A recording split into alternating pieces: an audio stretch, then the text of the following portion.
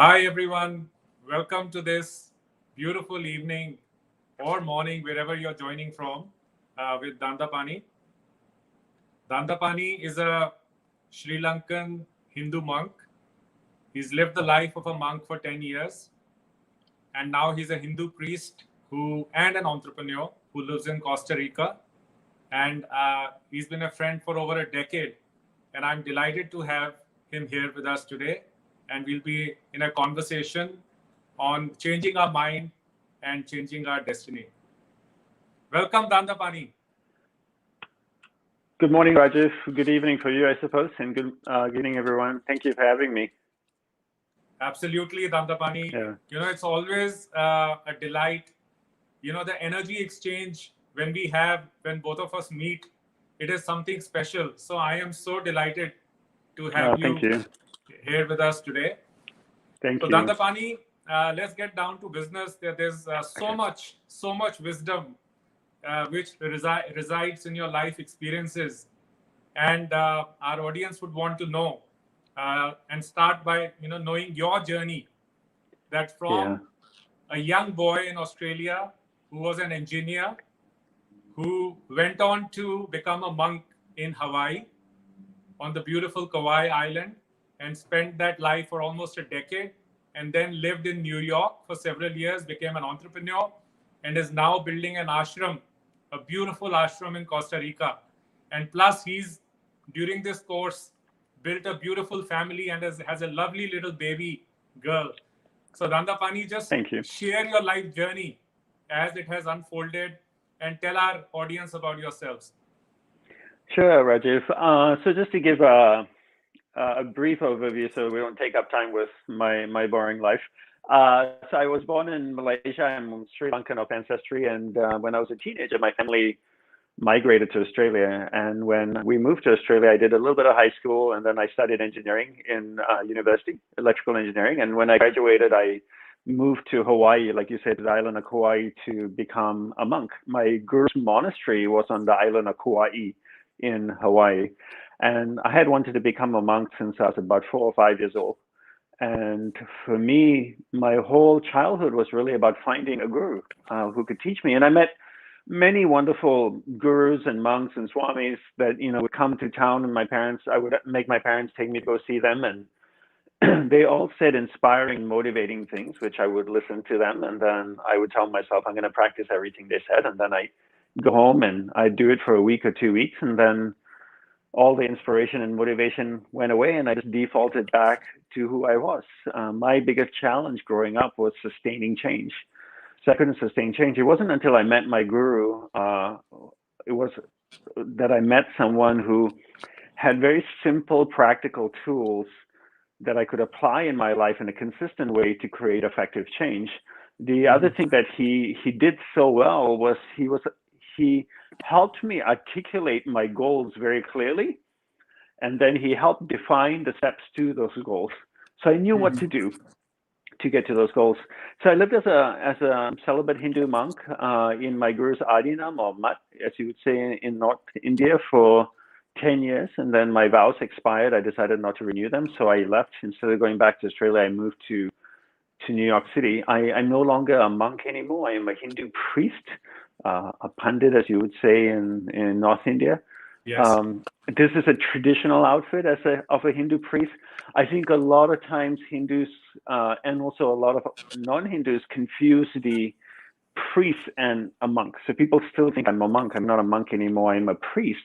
And as for those of you Hindus who are listening, you know, priests fall under the category of a grihasta, a householder, right, in Yeah. Hinduism, as opposed for the Catholic religion where priests are monks, almost similar to monks. They live celibate lives. They don't work. They earn money. Whereas Yes. as a priest, I can work at McDonald's. I can be an entrepreneur. I can get married, have a child. So I chose to be an entrepreneur. I'm married. I have a daughter, as you said, Rajiv, and we lived in New York for about 11 years, and then last year we moved to Costa Rica, where we're building a botanical garden and an ashram and a Fantastic. Shiva So we'll temple. talk more Yeah, about it later.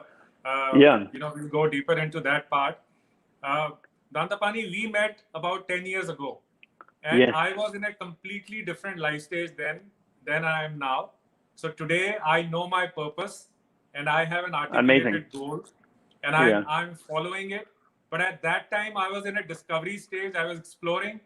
So I've been researching you for the last few days, preparing for this talk, and yeah, also reflecting back on our conversations over the last 10 years. But the first and foremost thing that comes to my mind always when I think of you is your guru's quote, which is, wherever the awareness goes, the energy flows. So yeah, what we'd like to know from you is to elaborate this thought process. And today's topic is change your mind, change your destiny.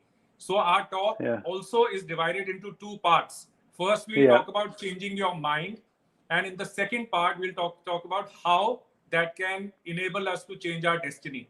And what I can do as we go along, Dandapani, if that's okay, I will share a bit of my own ikigai experiences, and we'll kind of compare, as a Hindu priest, how do you look at purpose in life, and as from my point of view, my study of Japanese wellness, how do I look at ikigai, which is also like purpose, and how do they yeah. kind of, where do they converge? So does that sound like a plan for the day? I love that you have a plan. Thank you for having Oh, a plan. wonderful, wonderful, wonderful. No, that sounds So, so great. Well, two so things, Rajiv. First of all, thank you for crediting my guru on this quote, because it's his quote, where awareness goes, energy flows. There's so many people, ever since I've been sharing that have taken that quote and claimed it as their own. They modified it a little bit here and there and changed it and claimed it as their own. I always feel like you should give credit where credit is due, you know. absolutely, absolutely. And can you And so, share your guru's name so that everybody knows him and anybody wants to Google him? yeah, the formal name is Sadhguru Sivaya Subramanya Swami. We affectionately called him as Guru Deva, and I always refer to him as Guru Deva. But if you go to the monastery website, which is HimalayanAcademy.com, you can read all about the monastery and my guru. Talking about changing your mind and changing your destiny, the whole thing, those two concepts can be encapsulated in that one phrase of where awareness goes, energy flows. Because the best way to understand that, there's a few things in there packaged in that one phrase. In understanding the mind, we need to understand that there are two things. There's awareness and the mind. And they're two completely different things. Your mind doesn't move, but your awareness moves. Let's define awareness in the mind. So I define awareness as a glowing ball of light that can move within the mind. And I define the mind as a vast space with many different areas within it.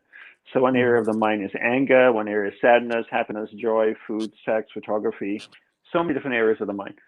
So your awareness, your ball of light can travel within the mind anywhere it goes. And wherever awareness goes, that's where your energy is flowing. So my Wow. awareness goes to the angry area of the mind. That's where my energy is flowing, and the area becomes strengthened. So look at energy the same way you look at water. If I had a garden bed and I watered the garden bed, both the weeds and the flowers would grow, right? Water has no ability to discriminate between the weeds and the flowers. Whatever I water grows. Energy works the same way too. So if I put my awareness in an angry area of the mind, that's where my energy is flowing, and that angry area of the mind gets strengthened. So the Yeah. key ultimately is not to control your mind, but rather to control where awareness is going in your mind. And when you can control where awareness goes in your mind, you can control where energy is flowing. And when you can control where energy is flowing, you can control what is manifesting in your life, hence your destiny, because whatever you put energy into, not time, is what manifests in your life. Time doesn't matter. I could spend time with you, Rajiv. We last year we I think it was last year or the year before we had lunch in Delhi, Yes. right? So we had lunch for like 2 or 3 hours, and we didn't eat the entire time. We chatted. Just a disclaimer. Absolutely. But but if I'm sitting there with you and spending 3 hours, the big question is, where's my awareness? So physically I could be present in front of you, but if my awareness is thinking about my daughter, that's where my energy is flowing, and it's not flowing to you. So I'm no longer being present. So my energy is not going to you, and it's not building our relationship. So that's the crux of understanding where awareness goes, energy flows. Yeah. So many people will be watching. Yes, that's your guru, Yes. and lovely to see his face and pranam to him. Wherever Thank the you. awareness goes, the energy flows. So what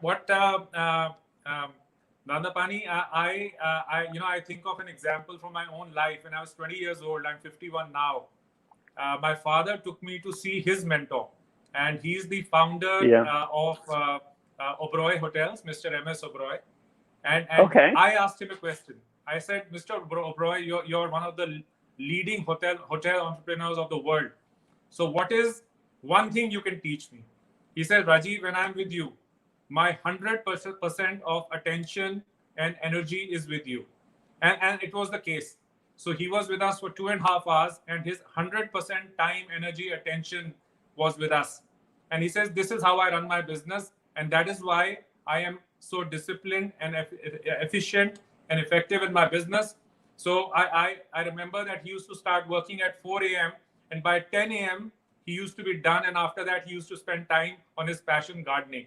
So that sort of story came to my mind, Dandapani, when I heard of Yeah. your example. That's a beautiful story, and I think what a great. Was he the founder of the Oberoi Hotels? Yes, yes. He Yeah. passed in his right 90s, and he is the Yeah. iconic person who built the Oberoi hotels all over the world. Yeah, no, I remember reading about his background when I was one of the Oberoi hotels. But what an amazing story! But I think more importantly, what a lesson for all entrepreneurs out there, right? Because it's such a common thing for entrepreneurs to say, because I'm an entrepreneur, I'm allowed to be ADD. I'm an entrepreneur, so I have ADD, I have ADHD. Entrepreneurs, we're all over the place. We're doing this, we're doing that. It's a Yeah. common phrase that every entrepreneur says, and I think it's a common excuse. But here's Yes. someone who, and I believe, if I'm not, correct me if I'm wrong, Mr. Oberoi came from absolutely nothing, right? Like no Absolutely. money, Absolutely. like zero, 100% right? self-built man. Yeah, self-made man, and built this, amazing brand of hotels, and shows that you can be a successful entrepreneur and at the same time be fully concentrated, fully focused, and present in everything that you do. So it can be done. And every entrepreneur that comes up to me and says, "Oh no, as an entrepreneur, we're supposed to be ADD," and I'm going like, "That's a cop out. That's an Yeah. excuse to not make an effort to be present or Yeah. to try to learn to focus." Absolutely. And also Yeah. another quality possibly that comes with awareness and attention and focus on Yeah. one place is that you develop an amazing attention for detail.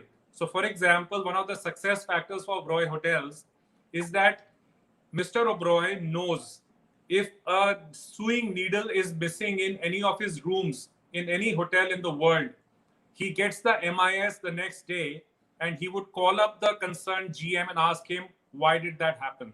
That is the attention to Mhm. detail he has because he is so focused.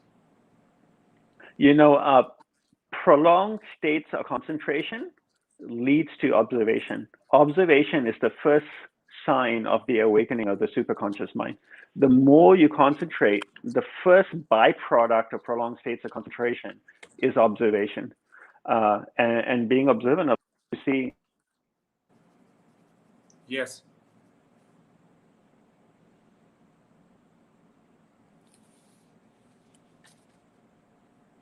Sorry, we lost you for a few seconds.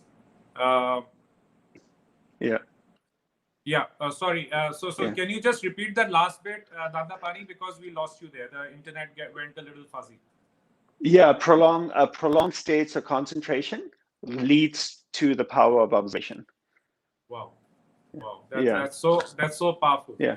So you can see because he practiced being focused, he practiced being present in each thing, and the ability to be present comes as a byproduct of being focused. And his prolonged states of focus led him to be observant, sorry, which then allowed him to see things that were not present, like a missing needle or something not in place.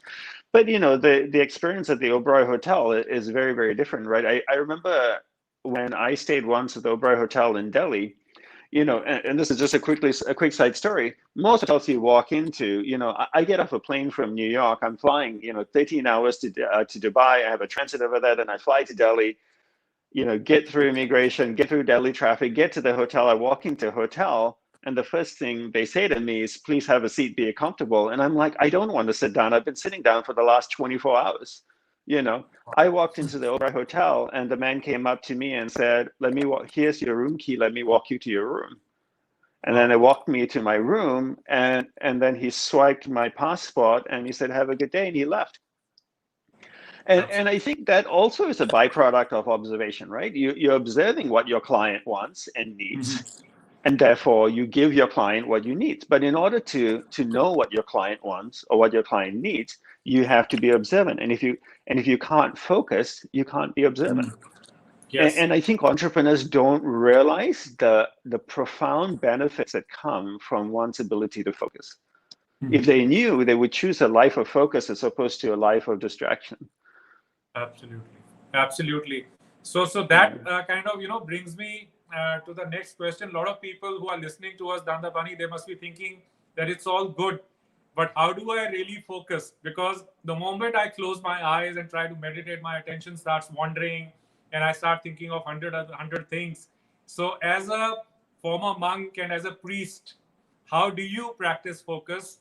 And if you can share a tool with our audience. Yeah, I would say the best thing to do is to go watch my TEDx talk called Unwavering Focus. It's Yes, 18 yes. minutes long. You can Google Unwavering Focus or TEDx Dandapani, because in there I go in quite detail sharing how to do it. And I can share here briefly, but my recommendation, if you're serious about it, go watch that talk a few Absolutely. times I would over. recommend that. But for Yes. me, it's I define yeah, I define focus as keeping my awareness, my ball of light on one thing at a time. So if Rajiv, if I'm speaking with you, I give you my undivided attention, right? That's the key. And to integrate this practice into everything you do, your whole day is an opportunity for practice, right? Yes. And that's how we need to look at our day. We Absolutely. don't look at our day as, I'm going to meditate in the morning for 1 hour or do puja for half an hour. And Mhm. whereas I look at my 24 hours, everything that happens in 24 hours is an opportunity to practice my skills, my learning, the tools that I've learned. Absolutely. And this is exactly discoveries at Omni Life, as I shared with you at our lunch, Nandapani, that it is the small Yeah. daily changes in your routine which build up to going for changing your destiny, changing your finding your purpose, following your purpose. And I can give you a small example of my own. There was a time when I used to have like five devices Please. on. Yeah. I used to have television on in the backdrop when I was eating food, and I was fiddling with my phone, sending WhatsApp messages, and I used to have my iPad open and reading the news. So inadvertently every day I used to drop something on my shirt and on my tie, and then I started wearing those bibs. Uh, and I it just kind of hit upon me after returning from one of those trips to Japan that let me make a change here. Let me eat with mindfulness and awareness. And what I did, I started eating our Indian meal, which is like a typical chana chawal, rajma chawal, like pulse with rice. And I would mix it in a bowl, create like a Mexican bowl, put all the salads on top of it, and I started eating even an Indian meal in a bowl with chopsticks. So what I did, and all the devices went into the drawer. So in office, Yeah. for during those 15 minutes, I would be 100% concentrated and focused, and my entire awareness and energy would be into my food. And guess what happened? I actually started enjoying my meal much more, and I could actually taste, the spices and the flavors and the aromas of what I was eating. Isn't that amazing? I mean, one of the things also, Rajiv, is that in the monastery, we would have lunch together and we would have a traditional Indian meal. So we would actually sit on the floor with those stainless steel plates. We'd have rice and dal and a few vegetables and stuff. And I wore a white robe, like a cotton, Yes. hand woven cotton robe, like a, dhoti. And I could eat the whole meal without getting a drop of curry on my robes, on my white robes. And you Wow. can do that, right? If you're focused and you're present.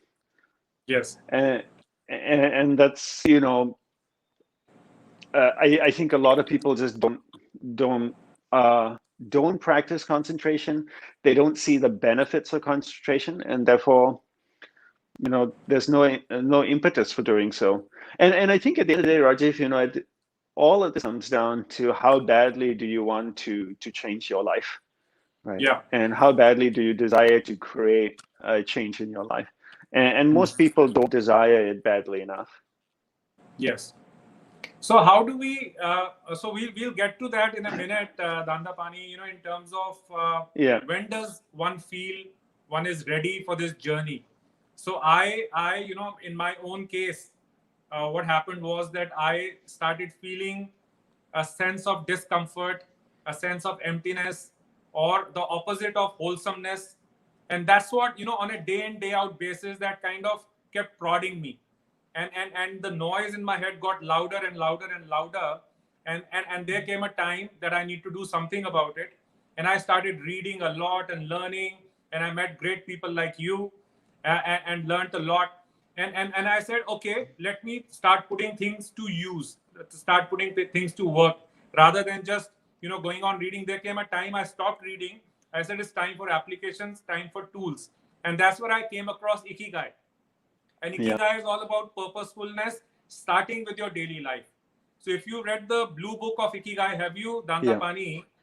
It is beautiful book where they talk about the concept of ikigai only in the first Okay. 20 pages. The Spanish authors, Hector Garcia and Francesca Miralles, Hmm. it's only first 20 pages they talk about the concept of ikigai. Rest of the 160 pages are all about daily life of people of Okinawa and Japan, and how do they go about living each aspect of their life purposefully. So whether it is their exercises, whether it is their spirituality, whether it is their relationships, whether it is their work. So that is what I kind of learned and put it to use. But Dandapani, before we go there, I would Hmm. like you to maybe give us a little tool for being focused, controlling our mind. If we can do a small little practice, if that works right now. I don't know honestly, Rajiv, if a practice works right now, but I can give an exercise or homework for people to do. Absolutely, So absolutely. That would yeah, the work as homework well. would be pick one person or one thing in your life that you wish to give your undivided attention to going forward. Mm-hmm. So Rajiv, for example, you could say, I'm going to give my wife Anu my undivided attention. So every Yes. time you speak with your wife, you give her your undivided attention. The rest of the day, Which go I ahead and be a do, by the squirrel. way. Awesome. That's why That's I'm so great. smiling. Well, congratulations. Good for you. But that's the best way, right? So you, Yes. you pick one thing and and that's what you do and you practice. And I think a lot of people, Rajiv, don't realize the power of small, right? People want to make big changes in their life, and they feel like, especially you see this a lot during New Year's Eve, New Year's Day. People have New Year's resolutions. I hear people come up to me and says, "Oh, Dandapani, after New Year, I want to start meditating every day for an hour." And I go, Yes. "Do you meditate now?" They go, "No." So I'm going to go. I ask, "How do you go from not meditating to meditating an hour?" Yeah. It's like saying to me, it's like me saying, I don't go running every day, but starting January 1st, I'm going to run 10 kilometers a day. No, it Yes. doesn't work. Maybe I start by running 100 meters a day, and then I build in incremental steps.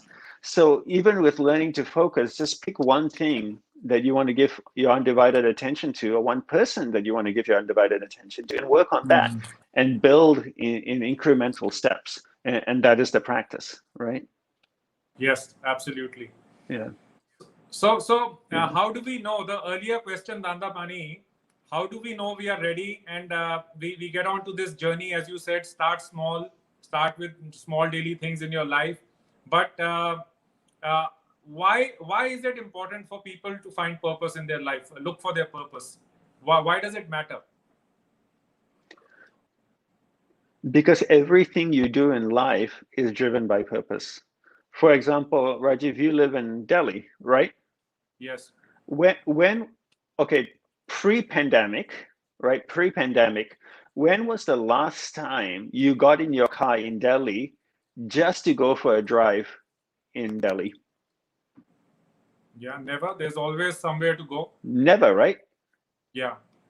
Yeah, and you wouldn't with that traffic, right? You wouldn't just get in your car and say like, I know, let's just drive around Delhi. You're like, forget it. No way, I don't want to sit in my Not in car the Delhi in Delhi traffic. traffic, No. right? Yeah, so there's always a purpose. You're going to work. There's a meeting. You're meeting a friend for lunch. You're going out of town. When you go to the bathroom, there's a purpose. You never get to the bathroom and go, I'm not sure why I'm here, right? Yeah. When we sit down at a table, when we go to the kitchen, our whole life, there's a purpose. Why do we have a shower? So that we Yeah. feel clean. Why do we put shoes on? So we don't step on something sharp that hurts our feet or something dirty, right? So if all the mundane things in our life have a purpose, and most Mm. people aren't conscious of those purpose, then why shouldn't life itself have a purpose? Your Yes. business has a purpose, right? Bajaj Capital Absolutely. has a purpose, has a very clear mission of what you want to do. Right? All the Yes. entrepreneur friends that they have businesses, they all have a purpose. You know, so Undoubtedly. Undoubtedly. In so fact, but I want to share yeah. with you, Dandapani, just continuing on my own story, that Hmm. I'm a different person in last 10 years. That time I was just exploring and kind of sniffing around. I used to cycle as well. I used to run as well. Yeah. Now I only do yoga because I know yoga is my purpose for movement. And that is how I want to make my body flexible. And I like the feeling I get after, and it makes me feel more mindful and meditative. And that's why I like to do yoga. So I have now kind of narrowed down.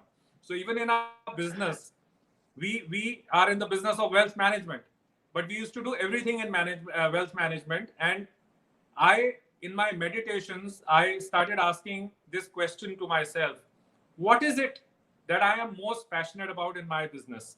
And as I kept thinking, I went deeper and deeper, and this happened somewhere about 18 months ago, Dandapani, that I realized Hmm. some part of my brain lit, as you said. It's like on a stage, that light is focused on one place. So I was asking specifically this question in my meditations, and the Yeah. answer came that I want to focus our business on the retirement segment, focusing on retirees, people, because they need financial planning the most, because they're changing a life stage at 58, 60, 62. Whenever they decide to retire, they're changing a life stage, and they need to find a new sense of purpose in life. And hence I am passionate about ikigai, and hence our business also should help people in their retirement planning. So I found a new meaning in our mission statement, which was earlier, honestly, just a statement on a website, which is for almost 98% of companies in the world. So it was financial well-being over a lifetime, quote unquote. And I Hmm. now, when I read this mission statement of our company, I get goosebumps. And my objective is to grow it Yeah. over the next 5 and 10 years. My purpose in life is corporate purpose is to grow it from financial well-being over a lifetime to total well-being over a lifetime for our customers. That's so amazing. That's so great. What a blessing Rajiv, to have such clarity of what it is you want to do, right? But that doesn't come from the grace of God. That comes from the grace of your own personal effort, the grace of you wanting to do the hard work on yourself, to have the humility to see what areas of your life you need to change and how can you improve the need to be better, and then you gain that clarity, right? I remember 2, 3 years after I left the monastery, I spoke at a very exclusive event in Toronto. It was only an invite-only event. And one of the people that spoke at it was a gentleman named Mark Echo, who I think had built a billion-dollar business out of nothing. And he spoke on stage, and I spoke on stage. And after that, we were backstage, and I asked him one question. I said to him, Mark, if there's one entrepreneurial advice you can give an ex-monk about Yes. entrepreneurship, what would it be? The same way you asked Mr. Oberoi, like just give me Yes. one advice. I don't need 10. You know, he said, stay narrow and deep. Wow. As you grow your business, there'll be more and more opportunities to widen and to do 100 different things. Yes. Say no, stay narrow and deep. And that has become such a profound learning for me, right?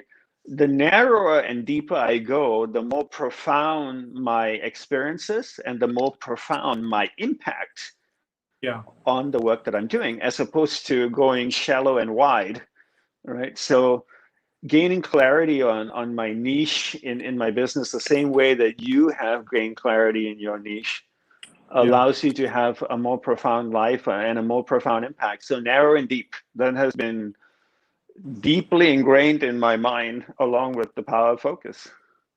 Wonderful. Wonderful. That's fantastic. Wonderful. Yeah, So, yeah, Dandapani, yeah, let's assume that yeah, somebody who's listening to us right now, they've made up their mind. They have a new resolve that they want to find their purpose. And I also know, and it took me about a decade. It's a journey. It doesn't happen in a day. And this sort of clarity, as I have confessed to you, that it took me almost a decade to come. So if somebody wants to get yeah. onto the journey, you've given the first step, that start by making small changes in your daily routine. What next? What sort of a tool can you give to people that, like in Ikigai, we give people this tool of 4 Venn diagrams. Write down, I tell people, do what you love, what you're good at, what the world needs, and what you can be paid for. And if all 4 of them converge, Mm, that is when you are nearer to finding your Ikigai. So in your terms, yeah, coming from your life experiences and your priesthood, what sort of a tool? And I know that you work with some of the top entrepreneurs in the world, top athletes. Euro 2020 is going on, and everybody is so passionate about it. I know you work with one of the top three popular footballers in the world, and you guide him. So what kind of work do you yeah. do with your trainees? What is a tool you can give to our people to get onto this journey of finding their purpose? Yeah, I would say, Rajiv, the biggest determining factor whether someone finds their purpose or not is their desire of how badly they want to know their purpose. Yeah. There are probably 100 people or 500 people or 1,000 people that would listen to this talk that would Yes. be very inspired, that will do everything you and I tell them for the next week or 2 weeks, and Absolutely. then abandon it. You Yeah. said it took you 10 years to gain clarity on your purpose, but what's the difference? You were persistent, you Yes. persevered, you were patient, you were forgiving to yourself, you were compassionate, you never gave up, you stuck with it, and now you have great clarity of what it is you need to do in your personal life and professional life. Yeah. How many people are willing to do that, Roger? Most people are not. I give people a simple homework and they can't do it. So I'm going like, what do you want? Handed it on a plate in a bow in a box? Yeah. 99, sadly, 99.99999% of the people listening to this talk will do absolutely nothing about it, Rajiv. That's the plain, honest truth. You could map it out for them in a flow chart, in a one page, you know high executive summary roadmap to purpose, and they would do absolutely nothing about it because they So don't how do want it we badly prod enough, them to Rajiv. start And you start know, somewhere? like I would say the the best way to start is to realize that life is finite. Yeah. And there's no better time than this pandemic to have the realization that life is finite, because there's so much death around us right now all over the Yes, world, absolutely. right? And I'm a Hindu. I believe in reincarnation. So I know in this life I'm Dandapani. In my next life I could come back as a 6 foot tall blonde girl named Olga. I have no Yes. idea, right? But I know I have one life as Dandapani, Hmm. and I want that life to be amazing, Yeah. right? So for me, you know, Rajiv, I'll share with you a story. About almost 3 years after I joined the monastery, we found out one day my guru had cancer, Hmm. and 3 months later, he died. And one of the last things he said on his deathbed was, "What an amazing life! I would not have traded it for anything in the world." Wow. Right? So, what an amazing life! I would not have traded it for anything in the world. Hmm. You think what words to utter on your deathbed? To be able to be on your deathbed, to be able to look back on your life and go, Hmm. "That was spectacular." Yeah. How can you say that? You must have absolute clarity on your purpose, Hmm. and you must have this ability to be able to focus on living a purpose focused life. Yeah. The byproduct of that is you live a truly rewarding life, right? That Yeah. contentment, that happiness, that satisfaction comes from leading a purpose focused life.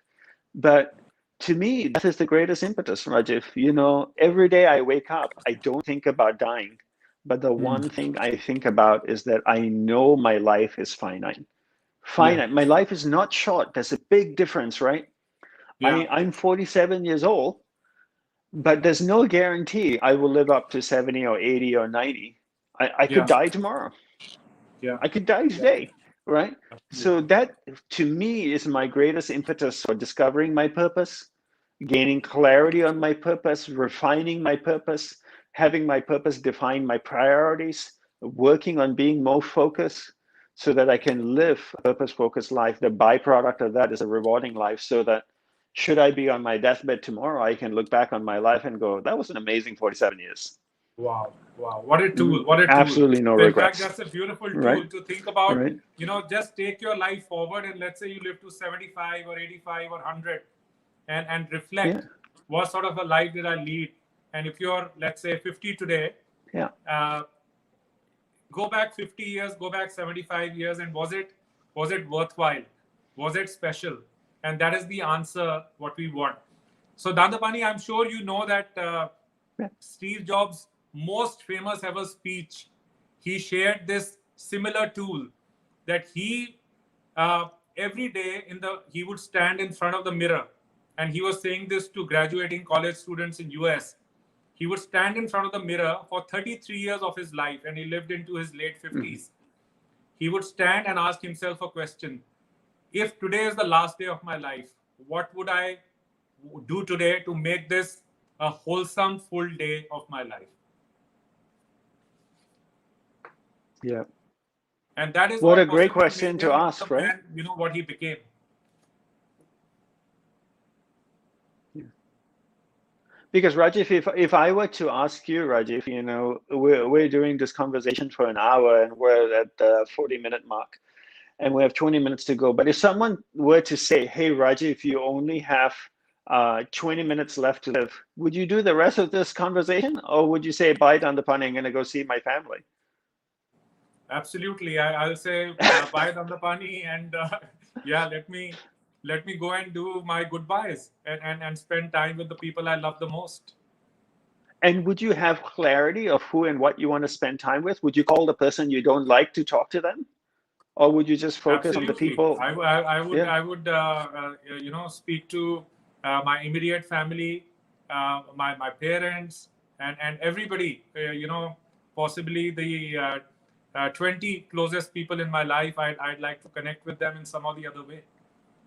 But it's interesting, Rajiv, I always say to people, when you shrink time, the clarity of focus increases exponentially. Yes, yes. I say to you, you have 20 minutes to live. All of a sudden, you know the 20 most important people in your life without even thinking about it. If I say to you, Absolutely. Rajiv, you have 50 years left to live, you will do the rest of this conversation, and you go like, oh, I have time. After this, I might go have some dessert or dinner or Yeah, have a chai. beer and watch Netflix. Exactly. Have a beer, watch Netflix, watch the highlights from yesterday's Euros 2020 games, and Yes. But when you shrink time, the clarity increases. So for me, I look at time as being finite. I don't take for granted that I'm 47, that I'm going to be here for another 50 years. Yeah. So that allows me to narrow my focus and be always asking myself, am I on purpose? Yes. And how can I Absolutely. refine that purpose, right? Refining it, like the same way you took your business model and you refined it. And now that you've refined it within the retirement category, Yeah. what I think will end up happening a year from now, 2 years from now, 3 years from now, you'll refine it even more. Yes. Because the Yes. refinement Undoubtedly. doesn't end there, right? It just keeps refining and refining and refining. Absolutely. I, Undoubtedly. I, I know absolutely I know absolutely nothing about Japanese culture, and you know far more than me, but I've seen a few Hollywood movies and I've read a few books, so which is terrible reference to Japanese culture.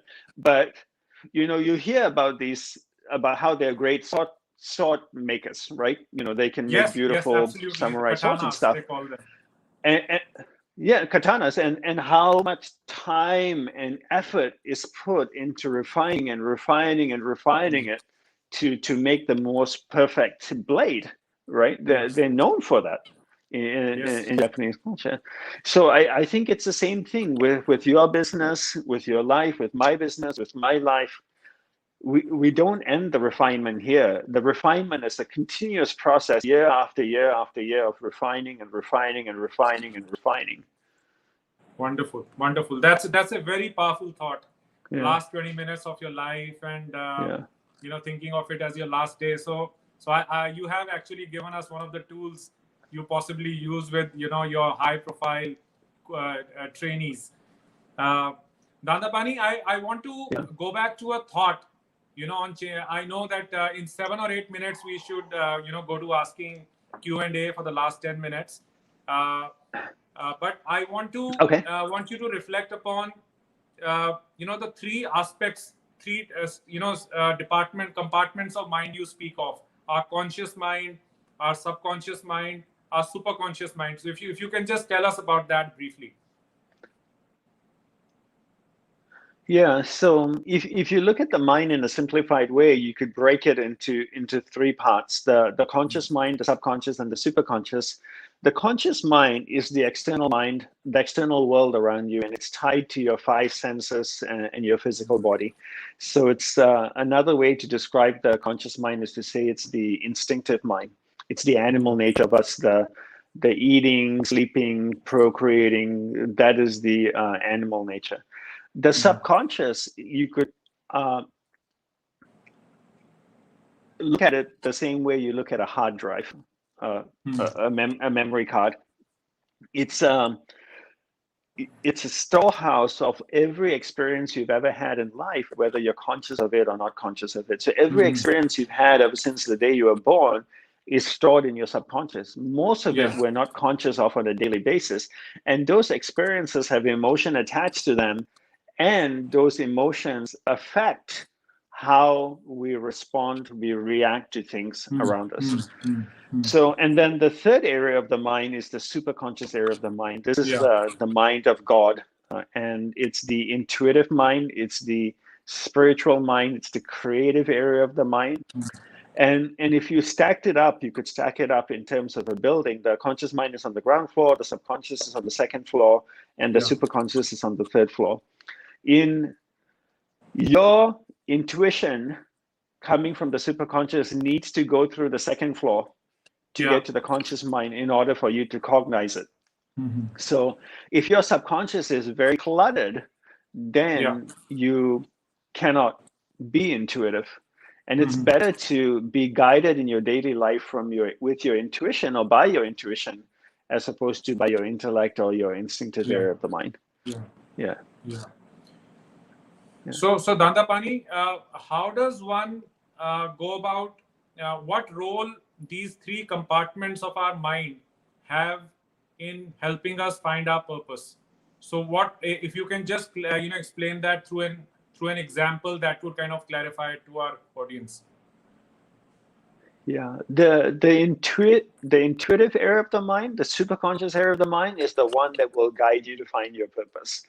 It's the all-knowing area of the mind. Your superconscious is all-knowing. The question is, can you move your awareness to the superconscious area of the mind? Stay in that area long enough, like you said with your business, you went to that area of the mind, stayed there Yeah. long enough to say, oh, this is a segment that I'm passionate about that I want to focus on. So ultimately, is to move your ball of light from the conscious mind through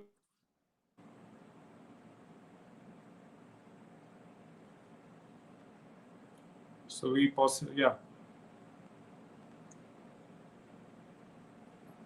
So Dandapani, we lost you for like 5 seconds. So if you can just repeat that, you go to the superconscious. We were on the superconscious part of the mind. Hi, Rajiv, can you hear me? Yes, yes, I can. I can. Yes. So Sorry, if you can just repeat the last 5 seconds of conversation. yeah, no problem. Yeah, so the idea is to move your awareness, your ball of light from the conscious mind through the subconscious into the superconscious area of the mind. And if you can, with the powers of concentration, stay in the superconscious area of the mind long enough, you can actually get the information you want from that. I'll give you a simple analogy to explain this. The superconscious area of the mind, like the subconscious and the conscious area of the mind, are very vast, right? So imagine the superconscious area of the mind is like a 1,000-page book, a thick Yes. book that's 1,000 pages. Yes. Now, if I took the book and I just flipped through all the pages really quickly, what would I have read? Absolutely nothing, right? Yeah.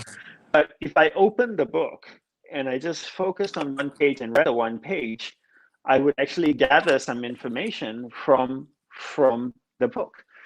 It's the same way with the mind. Ultimately, if we want to benefit from the mind, we have to develop focus. We have to have the ability to take our awareness to the superconscious area of the mind, hold it in one area for an extended period of time to be able to gather the information that already exists in the superconscious area of the mind and absorb that information. Wonderful. Now, how does the conscious mind and the subconscious affect purpose? The conscious mind is the instinctive area of the mind. So what Yeah. does the instinctive area of the mind says? Well, don't get up early, sleep in. It's a little bit cold today and you're tired. Don't get up and do your sadhana, your spiritual practices in the morning. All right. Have Yeah. another chapati. It's so delicious. And so on and so forth. So for me, that's the instinctive area of the mind, right? It's the body. It always has needs. It always has wants. The intellectual area of the mind is also a problem because the intellectual area of the mind is the one that can make things very complicated. Yeah. In today's world, Rajiv, people consume tremendous amount of information, right? They love Yeah. reading books, and they think that the fact that they are reading books, they're learning and growing. You're absolutely Yeah. not. You only learn and grow when you consume information, Hmm. are able to process that information, take the necessary information from that, apply it in your life in a consistent way to create sustainable change. Wonderful. Merely consuming information does not mean you're learning and growing. And people end up experiencing is they end up dying from indigestion of information. There's just too much information. They become extremely confused. Yeah. They become very intellectual. They can talk about 100 topics, but they can't practice any one of them consistently long enough to create change in their life. All of this takes you away from your purpose. And Absolutely. I can name 1,000 people that can talk about purpose way better than I do Yeah. because they've read every book about it. Hmm. but don't live a life of purpose. So as we kind of get into the Q&A, if I Yeah. can ask you and tell you, Dandapani, what is your purpose in life? My purpose in life is self-realization, or in Sanskrit, nirvikalpa samadhi. And I subscribe, obviously, to the Hindu philosophy, and within Hinduism, in the Shaivite Yes. sect of Hinduism, and within that, to the Saiva Siddhanta philosophy, or monistic theism. So, in a very, very, very, very, very simplified way, through deep meditation, I'm able to go inside and experience that God and me are one and the same being. That's Mhm. part of the journey of the purpose, but the ultimate purpose is to realize the self being God as timeless, formless, and spaceless. Wonderful. And in Sanskrit, they call it nirvikalpa samadhi. Yes, And absolutely. for yeah, Dandapani, I don't know if I shared with you over our lunch, but I have a statement for myself, which is yeah, that my purpose in life is to help people find their ikigai. perfect. Yeah, my ikigai is to help people I come across find their ikigai. And so does that make sense to you? Yep, yeah, it totally does, and it's a wonderful purpose. Absolutely. What And while what I a was thinking about, you complete your point. no. I was saying, like, what a great act of service. I mean, for every person you can help find their purpose, you help them live an amazingly rewarding life, right? Absolutely, that's the intent. So, I was Mhm. thinking that the most accomplished people in our mythology, in our history, uh, the whole universe knows their purpose. So, what was the purpose of, in our Hindu mythology, the purpose of Lord Hanuman? We don't even need to talk about it. We all know about it. His Yeah, purpose was to serve Lord Ram. Or in yeah, the Japanese culture, what is the purpose of a samurai?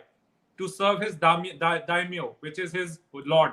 And he would give hmm. his life for his lord. Similarly, Martin Luther King, Mahatma Gandhi. We don't even need to talk about it. Nelson Mandela. What is their purpose in life? We all know the answer. So when the whole universe knows the answer to our purpose, I guess then that's the reason why they became the people they were.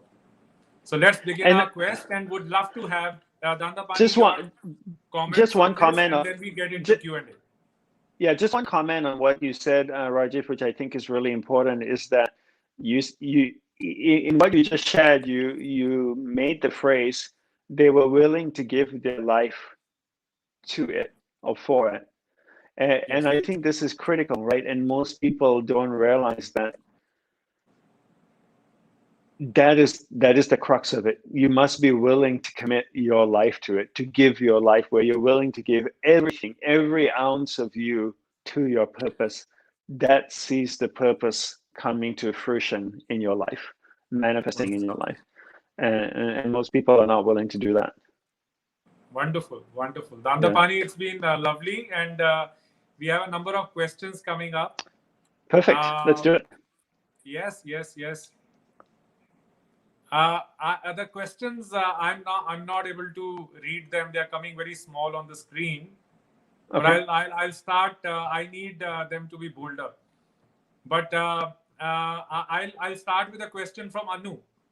Anu's Okay. question was that in these post-pandemic times, how does one commit oneself to lead a wholesome life? Because we are all kind of distraught, in a state of disarray, and particularly what we've gone through in India. You're aware of it, Yeah. Dandapani. So Mhm. how does the one come back to wholesomeness? That feeling.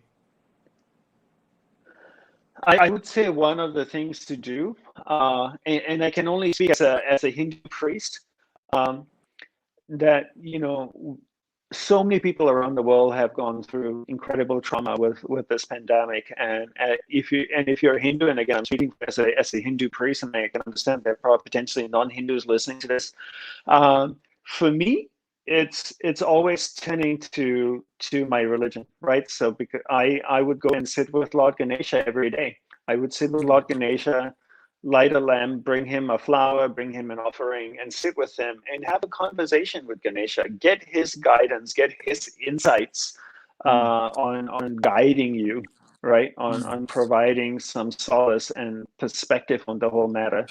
And we need to look at Ganesha as a wise being that exists in the inner planes, in the Devaloka, in the inner planes, and get his guidance. And for Hindus, we have that. In India, you have the most beautiful temples in the world, and I can understand during the pandemic you may not be able to go to those temples, but most Hindus have a shrine or a little shrine at home, and go Yeah. sit there every morning and sit with Ganesh and have a conversation with him. You don't need to chant, you don't need to meditate. I wouldn't recommend meditation. People say, oh no, during this time, should I be meditating? I Yeah. go, my question always is, how do you meditate when your mind is distraught? Absolutely. When you just lost a spouse or a child or a parent? It's hard to meditate. So go sit with Ganesha, cry, share your feelings, ask for his love, for his guidance. But the consistency of your appointment or your daily vigil with him is what will bring clarity to your life, stability to your life, and then eventually a sense of purpose, right? Wonderful. And as you are, Rajiv, an Ikigai coach, we all need a mentor, right, in our life. Yeah. We all need mentors in our life in different areas, whether in business, in life. Uh, and as a Hindu, Ganesha is there for you. So he can be your mentor and guide you for every Hindu out there. Thank you. That's beautiful. That's beautiful. Yeah. So, Dandapani Prachi is asking us, while we've spoken about it, but how does one go about improving one's concentration? 3 words: practice, practice, practice. Yeah, absolutely. Practice makes perfect. Yeah, and practicing the right thing, right? So practicing the right practices over and over and over again. That's how the best athletes become the best athletes. It's the repetition of the same thing, the same precise practice that makes you better and better and better at it. Whereas, in today's world, Rajiv, everybody wants the new thing. They've done one meditation practice. They tell me, give me the next one. Give me Yeah, part 2. Give me level 2. I want the new one. I want this. No one wants to do the same thing over and over and over again. yeah, absolutely. Yeah. No, no, brilliant, brilliant. So, what's your Gopala is asking? What's your advice for the corporate world, Dandapani? Well, it's a really broad question. So, Yes. it's a little difficult to answer. So I'm not sure how to answer it, honestly, Rajiv. I think the more specific you are with the question, the Yeah, better. Yeah. absolutely. Yeah. And essentially maybe to add value, to the society in your own way, whatever, one can add value to the society. And we've been speaking about it, the role Yeah. entrepreneurs play, in adding value to the society. And guys who found themselves and found their purpose, like Steve Jobs, just see the immense value they've added to the whole world. So it's not only, the people from other realms of life like religion or politics, but also entrepreneurs. So No, we'll move that's on. great. Yeah, that's Yeah, great advice, Rajiv. Adding value to your team, and I think also caring for them, right? Truly caring for their well-being and wanting them to live better lives, and seeing, always asking, what can I do for my team so that they can live a better life? absolutely, undoubtedly, Yeah. undoubtedly. So Dandapani, I know that your time is very precious, and you gave us 1 hour. Yeah. We were coming to the fag end of it. Yeah. I want you. There was this question which a friend Krishna had asked, which is Okay. that there are people who are retiring, and they are changing a lifestyle. They're beginning, as in cricketing terms, we say beginning the second innings of their life. So Yeah. specifically, and they want to repurpose their life at that stage. They have another 30, 40, 50 years to go. Uh, so what would be your advice to people in that age and stage? Well, I can share with the Hindu perspective, right? In the Hindu perspective, there are four stages of life, and they're broken up in periods of 24 years. So the first 24 years, you're a student or a learner, right? You're learning, you're growing, you're learning how to read, write, eat, walk, going to school, and then that's between 0 and 24. And between 24 and 48, you're the householder. You're in the next stage where you're building a family, children, spouse, work, gathering wealth, and that kind of thing. And between 48 and 72, you are in the elder advisor stage, right? So you're taking your learnings from the last 48 years and you're giving back. So, Rajiv, you said you were 51, so you fall under the category of the 48 to 72 stage of the elder advisor, and you have a purpose of, I want to help people find their purpose. So you're taking your learnings from the last 51 years and you're seeing, how can I give back to my community? And then from 72 onwards, that's the sannyasa stage of turning inward and going deeper inside of yourself and experiencing divinity inside of you. So I think people can use this framework to say, okay, if I'm retiring and I'm 55 or 60, how can I take what I've learned and serve, right? You talked about service, right? Gandhi doing service, Martin Luther King doing service, samurai serving his Lord. Think in terms of serving now, how do you take what you've learned and serve? And sometimes people can go like, oh, I had a regular job and I don't have an expertise in the area. That's BS. That's a cop out. Everybody can serve. You can go volunteer at some place, at an ashram, you can volunteer at a nonprofit organization. There's a million ways to serve. So look at this time between 48 and 72 as a way to give back to the community, give back not only the community, but the environment that we live as well, and a way at a time to serve, right? And use that Hindu framework of four stages of life. Fantastic. That is beautifully explained, Dandapani. So, Dandapani, I would, we could go on and on, but I have to be conscious of your time and your availability. Thank you. And thank you, for giving us this beautiful opportunity to interact with you on changing your mind and changing your destiny. When we speak of Ikigai, Dandapani, we speak of, I give people tools, which is first change your thought, and that will lead to change in your actions. And when your actions change, your destiny will change. And that's what, you have kind of demonstrated to us, and through your own life, of how an engineer became a monk, now a priest and an entrepreneur, and how you're impacting and changing the world. So thank you very much, Dandapani. And it's been a privilege and honor to have you here and speaking to our audience. Thank you so much, Rajiv. And thank you so much for taking the time to do this and for considering me for this conversation. Wonderful. And I want to just tell everybody that Dandapani has beautiful masterclasses and sessions on his website. It's dandapani.org. And we at OmniLife as well, keep doing a number of sessions. And you can follow us on our Instagram handle, The OmniLife. And our website also goes as theomnilife.com. So just look us up, follow us, look at our 10 pillars of OmniLife. And this is just the beginning. We'll have many more sessions. Dandapani, look forward to seeing you in person. Big hug. And next time, we'll speak more about Costa Rica and your life there. And I want to visit you there very soon, Dandapani. That would be great. We'd love to have you here, Rajiv, you and Anu. Fantastic. Right. Thank you. Give love to the family and your daughter. Thank you so much. Thank you, Rajiv. Thank you. Om Namah Shivaya. Thank you. Bye.